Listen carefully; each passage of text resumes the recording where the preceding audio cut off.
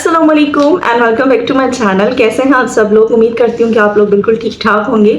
अच्छा जी, मैं आज आई हूँ, एक वीडियो है जिसके बहुत ज़्यादा कमेंट्स जो है पिछले 1-1.5 साल में मुझे मौसूल हुए हैं कि आपने अपने बालों को रिकवर कैसे किया और किस तरह से जो है ना, मैं सीधा पॉइंट पे ही बात करती हूँ कि आपने अपने बालों को कैसे रिकवर किया, आपने जो है वो बाल सेट से कैसे जान छुड़ाई, आपका हेयर लॉस कैसे ख़त्म हुआ, आप कौन सी डॉक्टर के पास गई, कौन सा इलाज आप हम सबको भी रिकमेंड करेंगी, आप क्या कर सकती हैं। ठीक है ना। सबसे पहले जो है ना, मुझे सब लोगों के इस तरह के क्वेश्चंस बहुत ज़्यादा मौसूल होते हैं, तो मैंने सोचा कि एक वीडियो बना के मैं आप लोगों को सब कुछ बता दूं कि किस तरह से मैंने जान छुड़वाई एलोपेशिया से, हेयर लॉस कैसे ख़त्म हुआ। मैं अपना बताऊंगी, आप अपना उस हिसाब से देख लीजिएगा। हम ये जान लेते हैं कि भाई हेयर लॉस होता क्यों है।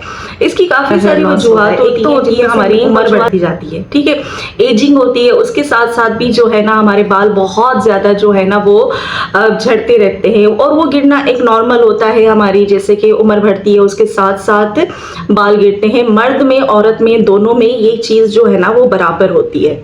अच्छा जी, नंबर 2 पे आ जाता है कि जो हेयर लॉस होता है, हमारी जो थिनिंग होती है बालों में या बाल गिरते हैं, ये हमें विरासत में भी मिलता है ना, हमारी हेरिडिटी होती है। तो दुनिया भर में जो है ना काफ़ी सारे जो मर्द हज़रात होते हैं ज़्यादातर, उनमें ये ब्लैकनेस होती है, गंजापन होता है। 80 to 70% लोग होते हैं ऐसे जिनमें ये चीज़ पाई जाती है और वो जो है वो भी एक हेरिडिटी के थ्रू हमें मिलती है, उस वजह से भी हेयर लॉस होता है। उसके बाद आ जाता है कि हार्मोनल चेंजेस जो होते हैं उसके दौरान भी हेयर लॉस होता है, जैसे कि प्रेगनेंसी हो गई, मोनोपाज हो गया, हार्मोनल जो डिसऑर्डर्स होते हैं उसके दौरान भी हमारा हेयर लॉस होता है और बहुत ही गंदे तरीके से होता है। उसके अलावा आ जाता है कि भाई हम किसी परेशानी में होते हैं, कोई तनाव होता है, कोई स्ट्रेस होता है दिमाग में जो मेंटली फिजिकली तौर पे हमें जो है वो डिस्टर्ब कर रहा होता है, तो उस वजह से भी हेयर लॉस होता है। उसके बाद आ जाता है बालचर। बालचर जो होता है वो इम्यून सिस्टम से बिलोंग करता है। जैसे ही हमारा इम्यूनिटी सिस्टम यानी कि क़ुव्वत मदाफ़त थोड़ा सा भी डिस्टर्ब हुआ तो वो सीधा हमारी बाल की जो फोसल्स होते हैं वहां पे असर करेगा। हर वो जगह जहां से बाल उगते हैं, जैसे कि हमारे आईब्रोज हो गए, आईलैशेस हो गई, हमारे जो बाजू के बाल होते हैं, वो टांगों के बाल होते हैं, वो कहीं से भी शुरू हो सकता है और वो बहुत खतरनाक होता है, पूरे जिस्म में हो जाता है, कहीं से भी आप जो है ना बालचड़ हो सकता है और वो बहुत ही गंदे तरीके से होता है।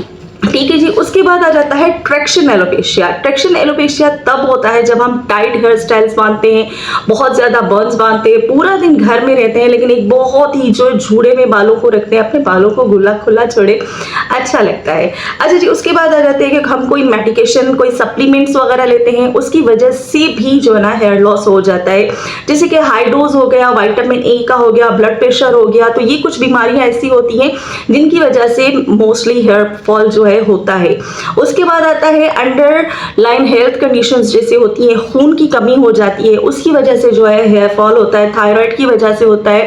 विटामिन्स होते हैं जिनकी डेफिशिएंसी हमारे जिस्म में होती है, उसकी वजह से भी हेयर फॉल होता है। अच्छा, मेरे साथ जो है वो बहुत ही बुरा हाल हुआ था जब मैं पहली दफा गई थी डॉक्टर के पास। तो उन्होंने मुझे कहा था कि आपके बालों पे जो है ना कोई वायरस वगैरह जो है वो अटैक हुआ है, जिसकी वजह से आपका हेयर लॉस हो रहा है। सबकी अपनी अपनी हेल्थ कंडीशंस होती हैं, सबके जो है अपने अपने फेजेस होते हैं। मुझे नहीं पता, मैं कोई डॉक्टर नहीं, कोई सर्जन नहीं, मुझे नहीं पता कि आप लोगों के साथ क्या हेल्थ कंडीशन से किस वजह से आपका हेयर फॉल हो रहा है। तो सबसे पहले मैं आप लोगों को ये रिकमेंड करूंगी कि आप अपने किसी डॉक्टर के पास जाएं, जो भी हेयर स्किन के जो डॉक्टर होते हैं आप उनके पास जाएं, किसी डॉक्टर से मशवरा लें और अच्छे तरीके से अपना इलाज कराएं, वो ही आपको फ़ायदा दे सकता है। मैं अपना तरीका जो मैंने इस्तेमाल किया था वो मैं आप लोगों के साथ शेयर तो कर देती हूँ, लेकिन वो आपको अडॉप्ट करने के लिए या आपको नहीं कहूँगी कि आप उसको फॉलो करो 100%, क्योंकि मैं आपको पहले से ही बता चुकी हूँ सबकी अलग अलग हेल्थ कंडीशंस होती हैं। आप लोगों की क्या भी, आप तनाव में हो, आपका ब्लड प्रेशर है, खून की कमी है, आप बालों को तेज़ बांधते, मुझे नहीं पता, तो मैं आप लोगों को बता देती हूँ कि मैंने क्या किया था। लेकिन आप लोग सबसे पहले अपने डॉक्टर के पास जाएं। मैं गई थी सदर में, हैदराबाद में, डॉक्टर इरम चांद के पास। उन्होंने मुझे जो दवाएं दी थी उससे मुझे कोई भी फ़ायदा नहीं हुआ था। वो 10,000 रुपये का मेरा बिल ज़रूर आया था, लेकिन फ़ायदा मुझे बिल्कुल भी नहीं हुआ था। उसके बाद जो है मैं अपने यहाँ पे किसी गवर्नमेंट हॉस्पिटल में गई थी। गवर्नमेंट हॉस्पिटल वालों ने मुझे इंजेक्शंस लगाए और उसके बाद मेरे बाल जो है वो ग्रो करना शुरू कर दिए। अच्छा जी, एक और सवाल है जो मुझसे लोग अक्सर जो है ना कमेंट्स में पूछते हैं कि आपके बाल कैसे आ गए, कि क्या है, बड़े कि नहीं बड़े। तो मैं आप लोगों को दिखा दूं, मैं अपने बालों की कंडीशंस आपको दिखा दूं कि ये जो मेरे बाल हैं, ये आप ये नहीं समझिएगा कि ये मैंने कटिंग करवा रखे हैं, नहीं। ये जो है मेरे बाल, ये सब पैदा हुए हैं 1-1.5 साल के अरसे में। ये बाल मेरे बड़े हैं, ये मेरे वो हिस्सा है सर का जहाँ से जो है ना मेरे बाल जो है वो गिरे थे, और ये बाल जो है वो मेरे बहुत ज्यादा मजबूत है इन बालों से। ये बाल जो है ना मेरे अभी भी थोड़े से वीक है, कमजोर हैं, लेकिन ये वाले बाल मेरे जो है ना वो बहुत ज्यादा अच्छे हैं और बहुत ही जो एक इनमें वॉल्यूम भी है और बहुत ही अच्छी तरीके से ये ग्रो कर रहे हैं। हालांकि मेरे पीछे वाले बाल जो है वो मैंने फुल नहीं कटवाए थे, लेकिन ये थोड़े बहुत थिन है, लेकिन ओवरऑल अब मेरे बाल जो है ना बहुत ही अच्छे हो गए हैं, अल्हम्दुलिल्लाह अल्हम्दुलिल्लाह, शुक्र अल्हम्दुलिल्लाह। आप लोग भी मेडिकली इलाज कराएं, आपको जरूर फायदा होगा। अच्छा जी, ये है वो शैम्पू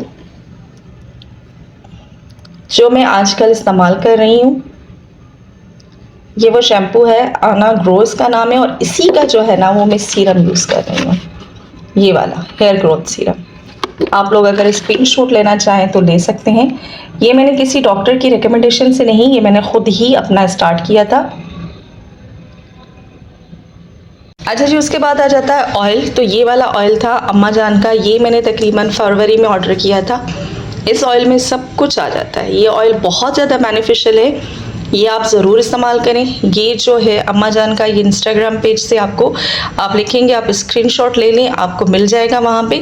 मैंने ऐसे ही रैंडमली ऑर्डर किया था और ये मुझे मिल गया था। ये है, ये मैंने इतना इस्तेमाल भी किया है। इसके अंदर सारी कुदरती जड़ी बूटियाँ हैं और ये एज इट इज़ सेम है। अच्छा, उसके बाद दूसरा ऑयल आ जाता है जस्ट आमना का, 25 असिशनल हर्ब से जो है ये ऑयल बना है। अब इसमें जो है वो सब कुछ उन्होंने छान के दिया है, और इसमें जो है एज इट इज़ ऑयल के जो भी इन्होंने जड़ी बूटियाँ डाली हैं वो उसमें ऐसे की ऐसे ही पड़ी हैं। तो अभी जो है मैंने इस्तेमाल किया, असल में ग्रोथ मुझे इस अम्मा जान के ऑयल से आई। अब जो है मैं ये वाला इस्तेमाल कर रही हूँ, ये वाला भी आप देख लो, यहाँ तक मैंने इस्तेमाल कर लिया है। इसे दिखाती हूँ मैं आप लोगों को, यहाँ तक मैंने इसको यूज़ किया है, लेकिन इसके भी बेनिफिट्स बहुत ज़्यादा हैं। ये मैमुना मुस्लिमा का एक पेज है, सॉरी मैमुना मुस्लिमा है, उनका जो है ये ऑयल है, और ये दोनों ऑयल जो है बहुत ज़्यादा रिकमेंडेड है।